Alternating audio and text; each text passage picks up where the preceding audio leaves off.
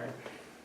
Hey, what's going on? This is your teacher, Mr. H, and welcome back for another special Milestones Prep episode of History in a Hoodie. Let's welcome back our special guest, Mrs. Taylor. Glad to be back. For this week's episode, we will review the Georgia history standards from Georgia's beginnings through the early 1800s. That will include the native tribes of Georgia, early European exploration, the colonial period, the American Revolution, the Native American removal from the East. Sounds good. Let's get this show started. Prior to European involvement in Georgia, the land hosted a vibrant society of Mississippian Indians. This culture existed in Georgia from about 800 to 1600 AD and were very civilized, having developed complex government systems like chiefdoms, and their religious nature is evident in the mounds built in various parts of Georgia. Hernando de Soto of Spain was the first European to explore Georgia, having landed in Florida and trekking across the present-day southeast region of the U.S. He and his crew were on a quest for God, gold, and glory, as many explorers before him were. De Soto himself died on the journey, but he would be followed by many other explorers who would open up the New World for eventual settlement. Georgia was founded by the trustees led by James Oglethorpe, who petitioned King George of England to form a colony. The original charter of the Georgia colony demonstrated three purposes for the founding of the colony: philanthropy, defense, and economics.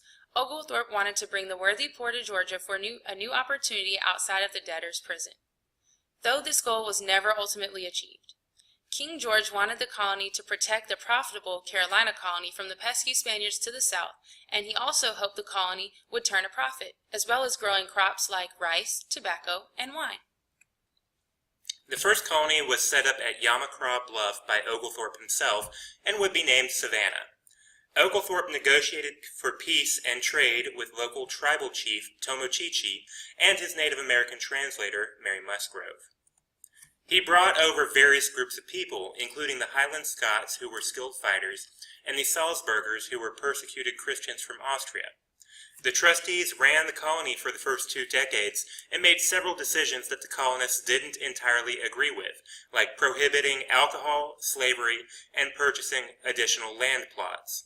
Those who complained, called the malcontents, eventually saw the colony turned over to royal governors, and those rules overturned just in time for the Revolutionary War.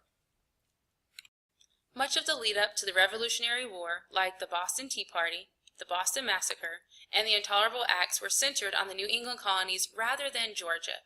The entire deal started with the French and Indian War, Britain taxing the colonies to pay for the war, and the colonial leaders objecting to the taxes. This led to a division between people in the colonies: patriots who wanted to become independent from Great Britain, and loyalists who wanted to remain loyal to Great Britain. Georgia was mostly a colony of loyalists. This was largely for 2 reasons. The new taxation and acts passed largely did not affect Georgians because we were a poor, small colony, and because we greatly relied on Great Britain's assistance to sustain our colony. So, when the Revolutionary War came, very little of Georgia participated, and very few battles were fought in our territory. The 2 memorable battles fought in Georgia were Kettle Creek, a Patriot-led victory by Elijah Clark, and the Siege of Savannah, a British victory to keep control of the important port.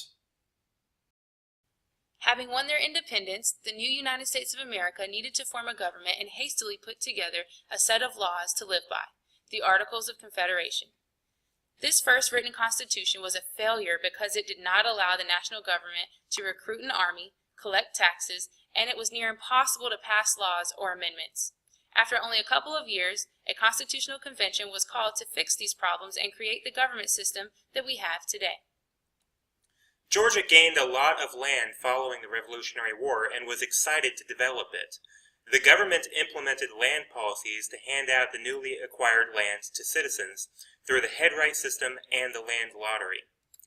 As it grew west, the state's capital moved from Savannah on the coast to more central locations: Augusta, Louisville, Milledgeville, and finally Atlanta. Abuses of the land systems were discovered as members of Georgia's legislature were being bribed by companies to sell the land for cheap. This event was called the Yazoo Land Fraud and led to much of the western territory of Georgia being claimed and being taken away by the federal government, which later would become the states of Alabama and Mississippi. This set our western border where it is today. The discovery of gold in the North Georgia mountains near Dahlonega led to Georgians creeping further and further into occupied territory of Georgia's native tribes, including the Cherokee and the Creek. That wasn't going to stop the growing state, though, and Native Americans and their land continued to be taken advantage of by Georgia and the U.S. government during the early 1800s. Unfair peace treaties would result in a huge chunk of Creek territory taken away. Threats, intimidation, and even Supreme Court cases and President Andrew Jackson resulted in even more Cherokee territory taken away. Eventually, the last Native American territory was claimed by the states, and the native people of Georgia were forced to resettle west in Oklahoma.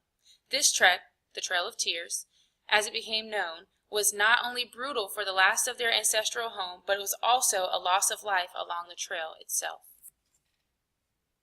Thank you for watching this special Milestones Review episode of History in a Hoodie on the early history standards. The next episode will be on the Civil War era history, and it will be coming out next week.